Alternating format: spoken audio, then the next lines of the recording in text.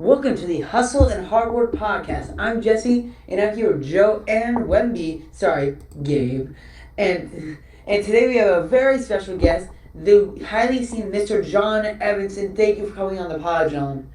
No worries. I love the name, the hustle and hardwood. That's the way to go there because you guys got the hustle, and I'm sure we talk a little bit of hardwood and everything else, right? Yes, sir. All right, Joe, do you want to start us off with your first question? Sure. So you work a whole you cover sports over a whole region, and that's a very difficult job. What do you think is your key to consistency and success? Well, I mean, I think of it through the lens of being the sports director for CBS 12 News, and reporting what people are interested in from a sports perspective in Palm Beach County and the Treasure Coast. There are really, really big sports fans, and there are not so big sports fans, maybe casual sports fans who have family members who they see going crazy watching sports all the time on TV. I have to try to find, I have to tell the story in a way that pleases every one of those people because CBS 12 News isn't just watched by hardcore sports fans. That's one of the groups of people who watches our newscast, but it's also watched by maybe somebody who sort of heard that there was a big game going on tonight and they're cooking dinner and they're not really maybe all that interested in it. It's not at the forefront of their mind, but I have to draw them in and make them interested in it, or at least have them mildly interested in seeing what I'm talking about, understanding why everyone else is excited and why it's an important local sports story. So that's my goal every day for 3.5 minutes or 4 minutes or whatever it is to get excited about sports and to get people who maybe aren't naturally excited about sports also excited about sports, and also please the ones who know everything that they're talking about as far as sports goes. Thank you. Thank you. All right, Mr. Evenson, what? Call How? me John. Call me John. You can call me John. That's totally cool. John, so you were able to interview Wayne Gretzky, the goat of hockey. What was that like? Well, that was so long ago. It's funny. I think you read that on my CBS 12 News bio, which admittedly maybe I should upgrade a little bit or update because I've had many many more interviews since then. But it's a really cool story, the Wayne Gretzky story, because that was earlier in my career, and I grew up in Toronto, of course, up in Canada. That's where I started broadcasting. Actually, for first place I ever worked was Global Television, where I did editing and writing and wrote everything for the big veteran anchors who were working at that time, and that was a really good start. And then I moved to a smaller town and did news and sports, which was exciting. And then I made my way to Winnipeg and was a sports director there before going to Syracuse for the better part of 10 years, and now in West Palm Beach for man. I've enjoyed living here in Jupiter for 14 years now and working for CBS 12 News as the sports director. So, but long story short, now we'll get to Wayne Gretzky. I was covering the World Junior Hockey Tournament in Grand Forks, North Dakota, of all places. Never thought I would ever step foot into Grand Forks, North Dakota. It was a fantastic place. It's actually just 2 hours away from Fargo, so you can get an idea of what part of the country it's in and why they might like hockey, because there's a lot of ice and snow there in the winter. And I was the first one at the tournament at around 3 o'clock in the afternoon. I was really early. I always like to be really early to kind of set the scene. And I'm walking down the hallway with my camera. I'm one man banding that day. I think you guys know what that means. One man banding. I had the camera. I'm working by myself. I'm going to edit by myself. Everything is a one man show. And I'm walking down the hallway and I see a human at the other end of the hallway, sort of in the shadows, walking towards me. There's only two of us there, and he keeps getting closer. And the closer he gets, I'm like, wait a minute, I kind of recognize this guy. And as soon as he was maybe, I don't know, within the distance that you could recognize a face, my heart started beating really fast because it was Wayne Gretzky, one of my childhood idols. And there was no choice. You had to talk to him. We were the only two guys there. So I said, pleased to meet you, Wayne Gretzky. And I had to ask, would you be willing to go out there and do an interview with me? He looked at me, sure, let's go do it now. And I had to rush out there. I'm practically shaking because I'm a young broadcaster. I'm setting up my camera. I'm getting it, the right shot. I want it to look good. I'm still learning all that stuff, but I've got this legend, the great one, in front of me, and I'm trying to think what I'm going to ask this guy. I haven't planned an interview or anything. I don't have any questions in my head, and it kind of all just flowed. And he was a really nice guy. And somewhere that interview is in my garage right now with a bunch of dust on it. I should pull that out and take a look at it. I have no idea. I can't remember what I asked or what we talked about. Probably about the World Junior Tournament. But that's one of those moments that you just, it's interesting because you can't prepare for them, but you see somebody, you want to interview them, and on the spot you just have to man up and do it. There's no other choice. I hadn't planned it or anything, and maybe I would have been too nervous if I knew that I was going to interview Wayne Gretzky. So it worked out better that way. Yeah, thank you. All right, Joe. Any questions? No, Gabe. Got any questions? Gabe, come on, bring on the next question, Gabe. So a lot of people typically get to see the final product of your work. Could you describe the difficulties you face when creating that product? Well, I wouldn't describe them as difficulties, but every day is definitely a challenge. And the further you go into your career, the easier it is to kind of have that muscle memory to solve those challenges, whether that challenge be, you don't necessarily have an interview right off the bat that you have planned for a story, and you want to tell the story, but you also want to give it some context. You want to have a character in the story, as we sometimes call it in the newsroom, to give a take or an angle or an opinion, and you don't have that quite yet. So you could it's sometimes not easy to talk someone into going on TV and talking about a certain subject. So if it's something easy like sports and you're watching the Panthers win the Stanley Cup, I mean those interviews are easy. You can walk around the arena and people are so excited and everyone's willing to talk to you. But if you're doing a story like a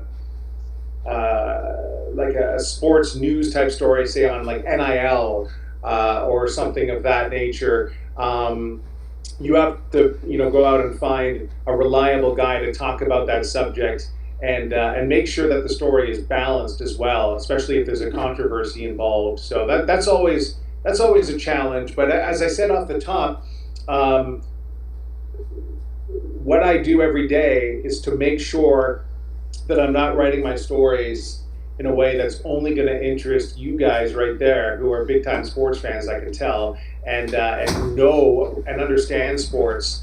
I have to please them both. So if I'm too, patronizing and try to explain it, over explain what I'm reporting on, the sports fans will be annoyed. And be like, duh, we know that. But if I'm too also technical and complex to only cater to sports fans, the people who aren't sports fans will say, oh, I don't know what the heck this guy's talking about. He's speaking a language I don't know, and they'll turn it off, right? So it's kind of like that happy medium of understanding that there's a wide range of people watching your sportscast on a daily basis, and you want to entertain them all equally and find that happy medium. That's probably the challenge right there. I think that kind of answers your question.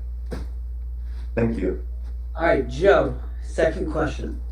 Well, you mentioned balance. How do you balance storytelling and with delivering real game coverage? A balance in what way? Well, trying to explain to the fans about the game, but also having that story behind it and that emotion behind it. Oh, well, that is, I think to the forefront in this day and age for local sports, it is the emotion and the energy and all that stuff. Because let's face it, I mean, people people are watching these games in real time as they happen. There was a time when local sports was the only thing that people would turn to in their area at night to get everything they needed to know about sports. They would go through every single scoreboard. Sorry, every single score, every single game. Like if you would tune into a local sportscast in West Palm Beach, they would go through the entire Major League Baseball scoreboard with just boards. Like here's what Cleveland and the Colorado Rockies did tonight and stuff like that. And there was a need for that back then because people didn't want to wait till the morning to pick up the newspaper and find out. But we've advanced 30, 40 years now. The internet tells us everything. Everything's on Twitter. Everyone's following sports in real time like never before. So obviously, local sports had to pivot as well. And we just sort of assume, even though I did say that the non-sports fan may not be aware of all this stuff earlier, but local sports serves people in a different way. And they know that these sporting events are available everywhere and information is everywhere. So you got to kind of fill in the information slightly, to the point where you're not doing it a disservice, but more than anything, enhance the story and have the reactions. Try to find a different angle, a different hook, and find the energy and the emotion that is in that story, and that's and also localize it. That's key, is to localize the story. For instance, when the Knicks won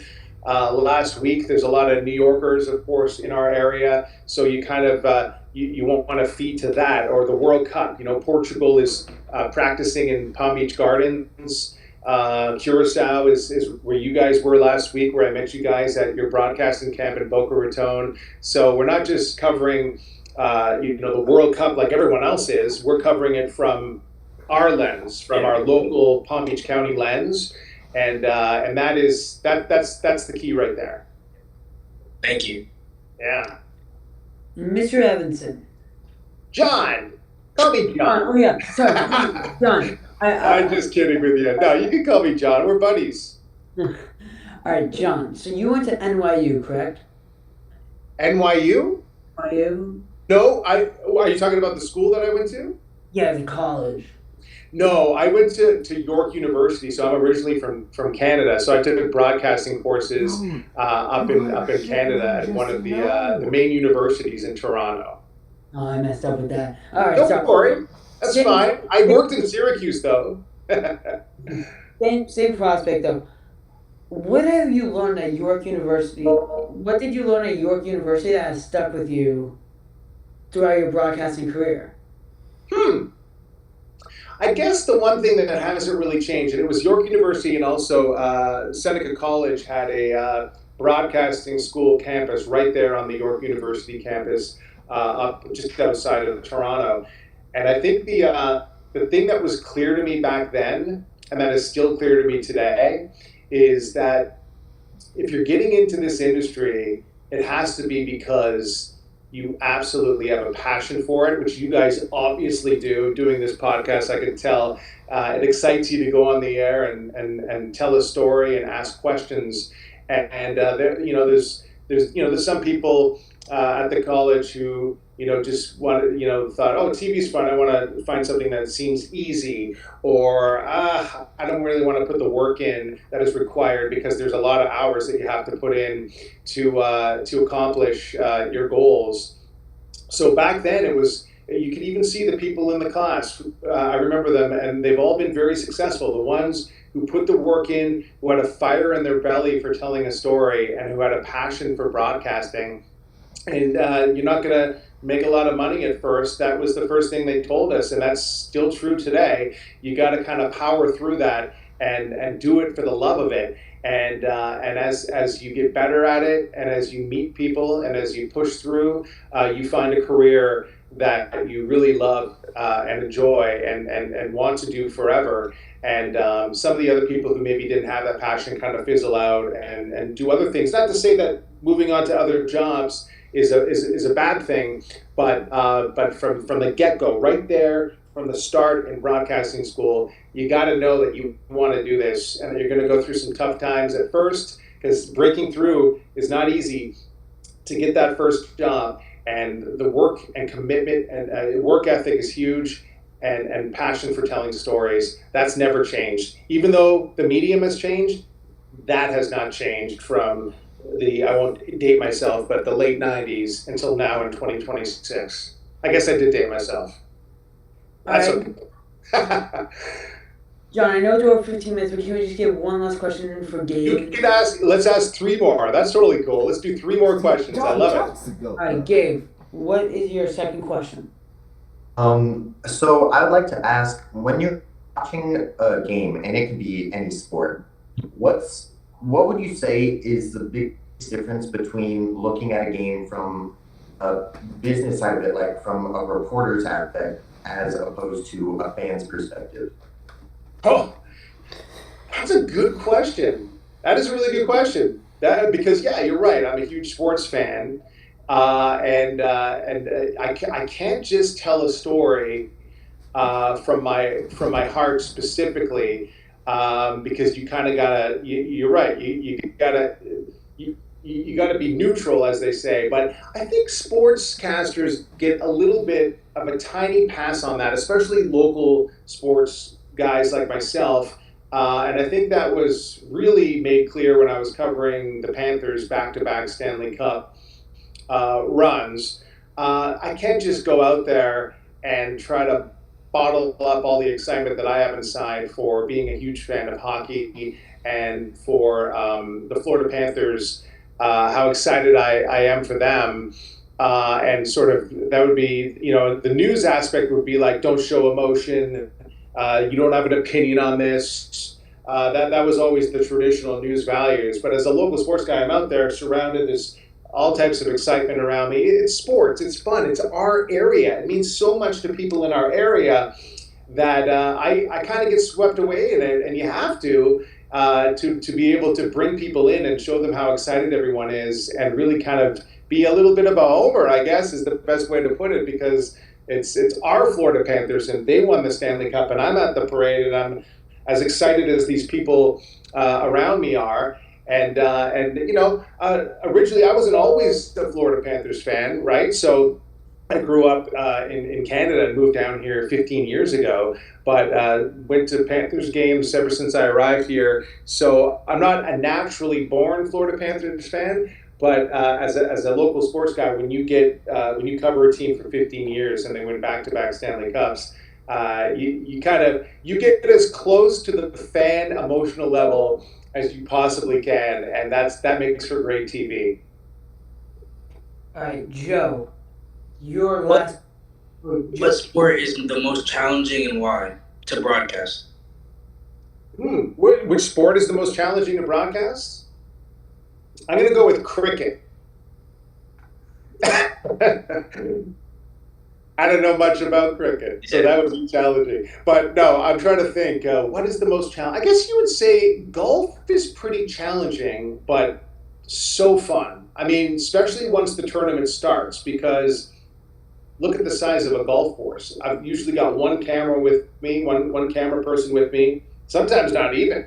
I have one-man banded golf tournaments before, or I would not necessarily say it's I think I lose 10 pounds per day doing that, because you're walking around the golf course trying to get everywhere.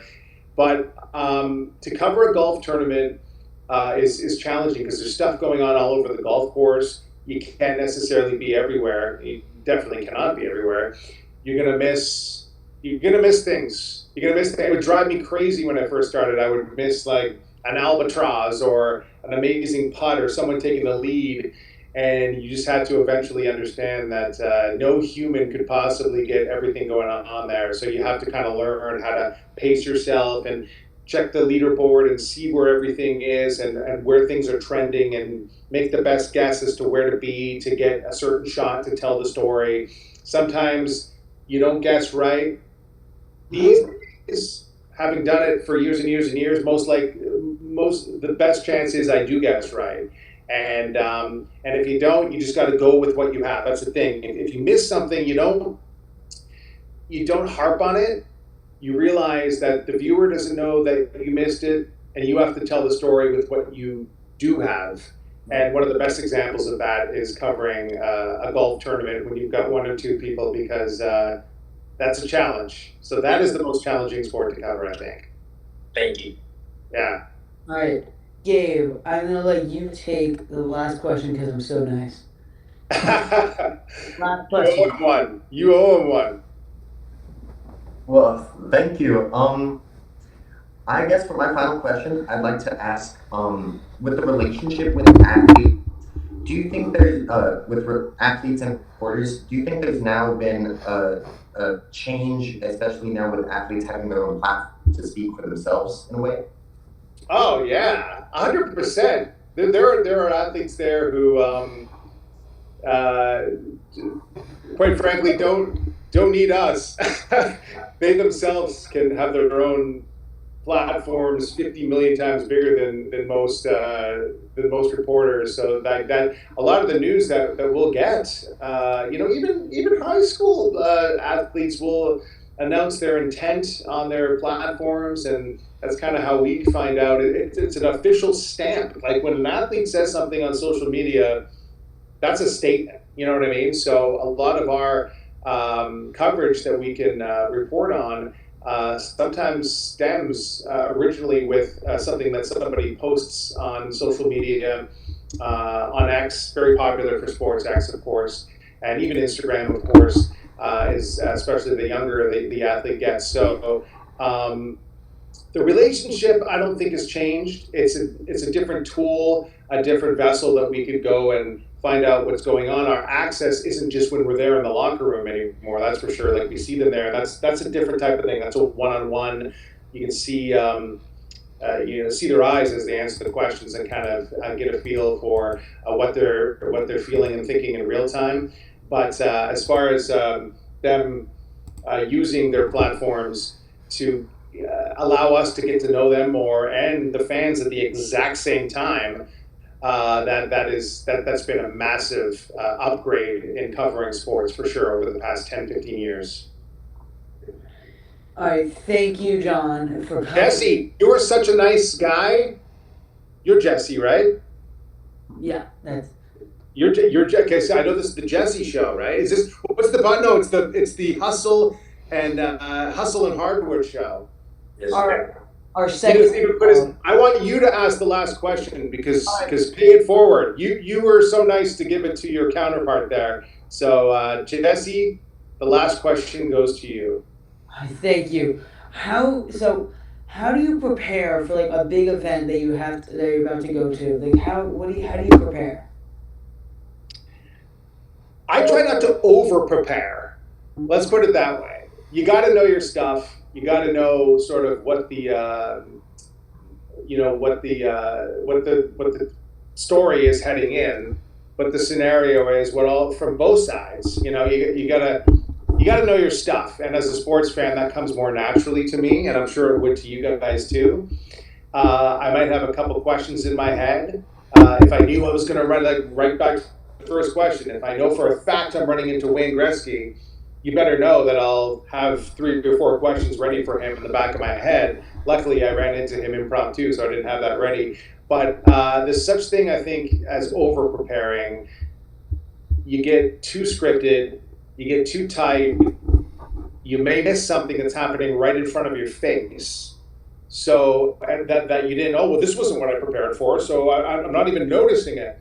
You can't over prepare. You got to be kind of go in with an open mind, but definitely be prepared enough where anything that gets thrown at you, you can handle and you can report with confidence.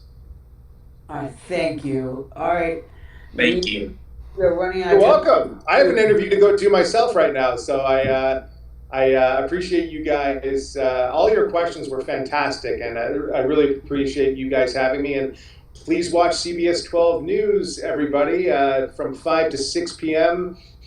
Each and every weekday. On the weekends, of course, at 11 p.m. CBS 12 News at 11, and of course our awesome morning show with Matt Lincoln and Sam Kerrigan and the whole crew.